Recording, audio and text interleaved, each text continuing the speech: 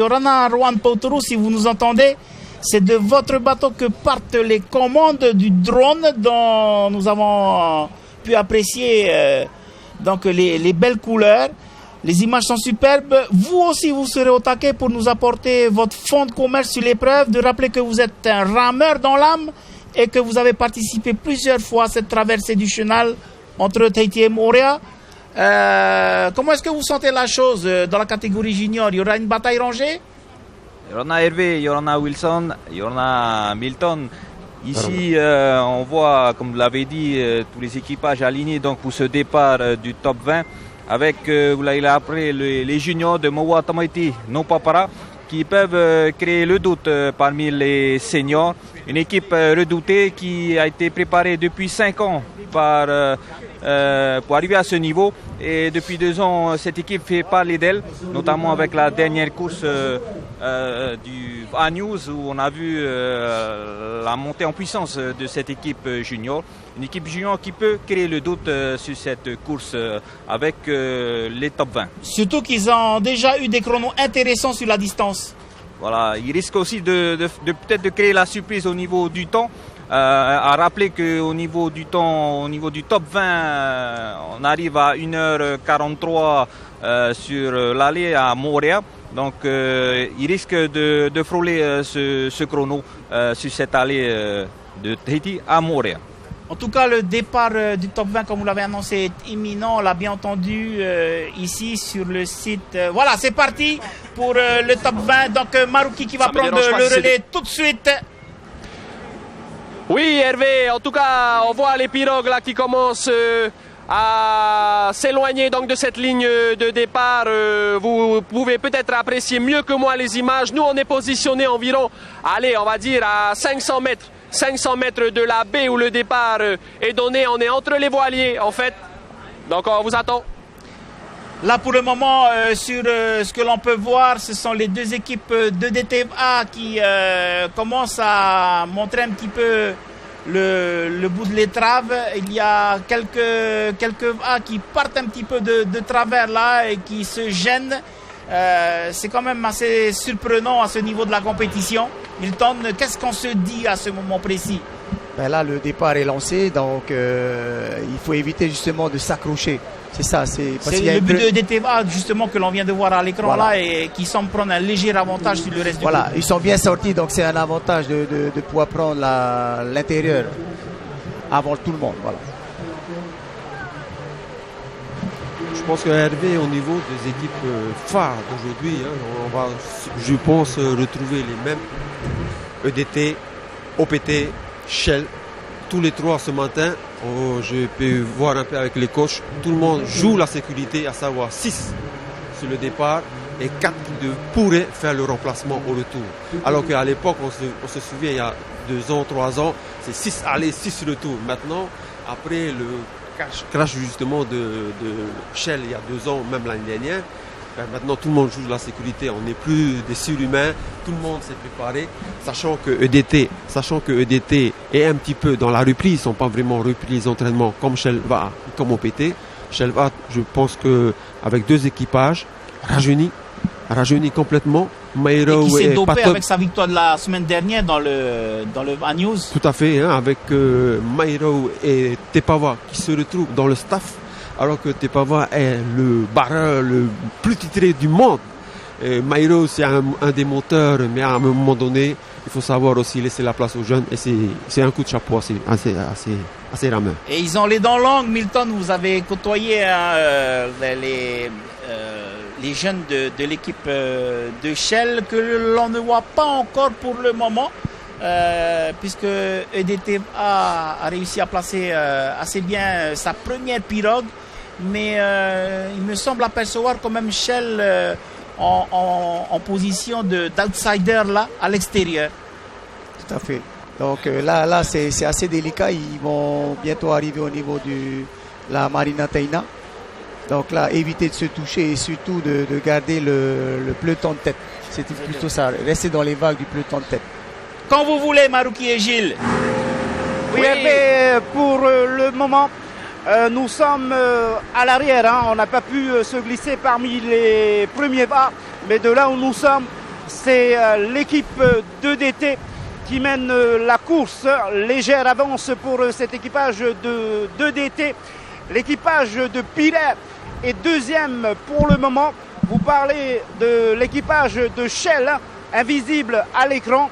Eh bien, ils sont côté récif, côté large, en troisième position. Quatrième position pour cette équipe de Paddling Connection.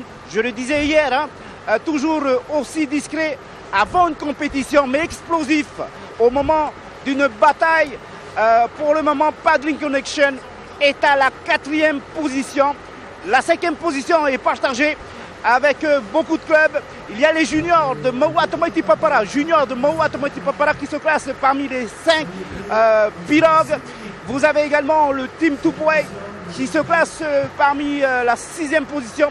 Je peux vous dire que pour le top 20, le départ a été canon pour l'équipage, tous ces équipages du top 20. Je rappelle le temps réalisé l'année dernière avec EDT en 1h43 minutes. Le départ qui a été donné d'ici. Et puis direction Montréal. Voilà, en tout cas, c'est sûr, c'est EDT, équipe 1, qui mène la course chez le top 20 AV. Maruru Meitei, et puis on va rejoindre tout de suite Maruki qui lui a un autre champ de vision. Exact, Hervé. Donc on se trouve devant la Marina Teina et on voit cette équipe, Hervé. Je crois que c'est peut-être dans le top 20 Mahinaoe ou Tenyuva. Non, pardon, c'est Arueva. Arueva là, à l'image, je crois bien. Ce sont eux qui mènent la course sur leur pirogue floquée du numéro 33. Ils sont plus proches de la côte. Et juste derrière, on voit Erthetinui. Si Patrick balaye un petit peu, on voit le paquet avec notamment Team OPT et Paddling Connection un peu plus au milieu. Mais ils sont aux arrière-postes avec Mahinaoe, EDTB ou encore PIRFA. Et sur la gauche, à la pole position, on va aller chercher les premiers, c'est-à-dire EDT, A, OPT, équipe 1 et surtout à la première position déjà, c'est cette équipe de Shelva. Cette équipe de Shelva, très en forme, comme vous l'avez dit, Hervé, qui a remporté la VA News la semaine dernière et qui a repris l'entraînement assez tôt cette saison. Ils sont en forme. Ils sont en forme, les gars, menés par Kevin Serran, Jérusalemi. On va détailler la composition. En tout cas, aux avant-postes, Shelva avec OPT, équipe 1, EDT, Aroué, Erthetinui également. C'est la petite surprise pour l'instant et dans le top 5. EDTB est 6e. On voit OPTB à peu près 7e au coude à coude avec Tenyuva, Paddling Connection ou encore PIRFA. Et derrière, ça se bouscule un petit peu entre Banque de Tahiti, Tamari CPS, Tohivia qui est venu de Montréal. En tout cas, de magnifiques images avec ce soleil qui est bien présent. Et donc, on vous le rappelle, 23 km ici entre Tahiti et Montréal. Justement, en parlant de Shelva, une équipe inédite avec en Fahoro cette fois-ci Damas Ami. Hein? Voilà. En monteur en 2 Hiromana Flores. En capitaine en 3 Kevin Serran Jérusalemi. Paia Tewira en 4. Dehire Tawayari en 5. Et en Peperu Yorama. Voilà. Voilà, je pense que là, ici, on a à l'image l'équipe de Haroué avec son capitaine emblématique Roland Ayé. Ensuite, on a Purao en Fahoro. Cette équipe qui nous vient de la commune de Haroué avec Luc Fatou, fervent rameur, entraîneur. L'homme a tout fait. L'homme a tout fait. Il est toujours là, même si les rameurs font des manières, il est toujours présent dans les grandes courses. Hein. Cette équipe menée par Roland Ayé, il ne se voit que le samedi. Et c'est très étonnant parce que quand tu vois à côté des grandes écuries comme Team OPT, comme Shell, OPT qui est juste à côté d'ailleurs, qui sont juste à côté, alors qu'ils ont une préparation très différente, et ça marche, hein. Alors, par rapport aux images que nous avons là actuellement avec le Team OPT pas mal placé en ce début de course, juste derrière Shell, hein, regardez. Ça, c'est l'équipe 1 de Shell avec, on vous le rappelle, donc Damasami en Fahoro, Hiromana Flores en numéro 2, Kevin Serran Jérusalemi en monteur, Paya Tewira, on peut dire Tamadita Hio en numéro 4, Ehere Tavayari et puis Yorama Teahu, nouveau barreur de cette équipe de Shell qui a supplanté Patau, David Tepava, à ce poste super important.